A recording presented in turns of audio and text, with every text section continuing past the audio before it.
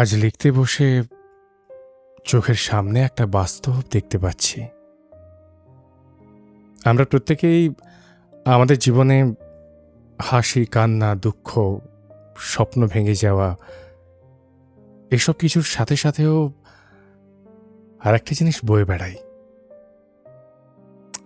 আমরা অভিশাপ বয়ে বেড়াই। শুনতে খানিকটা অস্বস্তিকর হলেও জীবনের প্রতিটা মুহূর্তে আমরা অভিশাপ বয়ে বেড়াই। একটা মানুষ কখনোই প্রত্যেকের জীবনে হিরো হতে পারে না। মানুষ কোনো না কোনো মানুষের জীবনে ভিলেনও হয়। জানতে অজান্তে আমরাও তো মানুষকে দুঃখ দিই। আমাদের খুশিটাও কোনো একজনের জীবনে দুঃখের কারণও হয়। আমার মনে হয় মানুষের চোখের জল আরেকজনের জীবনে অভিশাপও হয়। হয়তো আপনি জানেন ওই চোখের জলের কারণটা আপনি নন, কিন্তু কষ্ট পাওয়া, চোখের জল এসব তো আর কোনো নিয়ম মেনে হয় না। ঠিক ভুল সবসময় তর্কের নিয়মে হয় না। মাঝে মাঝে মন যেটাকে ঠিক বলে মানুষ তাকেই ঠিক বলে মেনে নেয়, আর মানুষ সেটা মেনে নিতে পারে না, সেটাই মানুষকে দুঃখ দেয়। এই অপ্রাসঙ্গিক দুঃখগুলোও তো আরেকজনের জীবনে ছাপ ফেলে। হয়তো এই ছাপগুলোকে অভিশাপ বলা চলে না, কিন্তু মাঝে মাঝে তো তাই মনে হয়। মানুষ যখন ভীষণভাবে ভেঙে পড়ে তখন মন প্রায় বলে,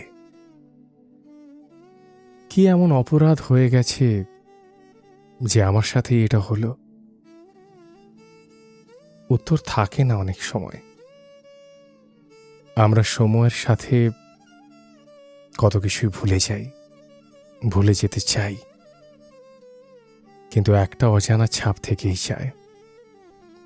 হয়তো সময়ও অপেক্ষা করে সামনের মানুষটার কষ্টটা একবার আপনার জীবনে এনে আপনাকে বোঝাতে যে কত কিছুই তর্কের ক্ষেত্রে অপ্রাসঙ্গিক হলেও দুঃখ যন্ত্রণার রংটা একই থাকে।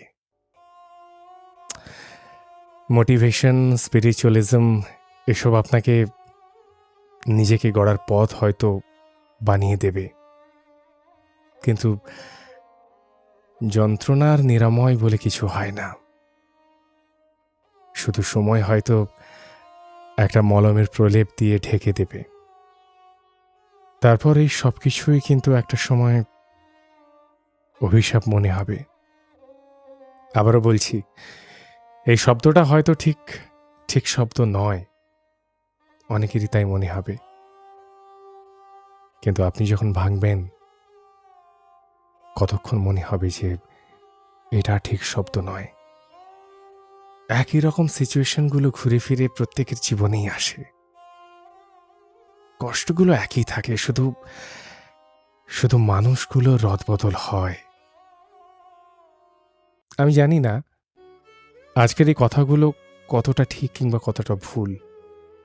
কাল হয়তো আমার নিজেরও এইসব কথাগুলোকে ভীষণ বাজে মনে হবে। কাল না হয় ভুলেই যাব, কাল না হয় নিজেকে অন্য কথা বলবো।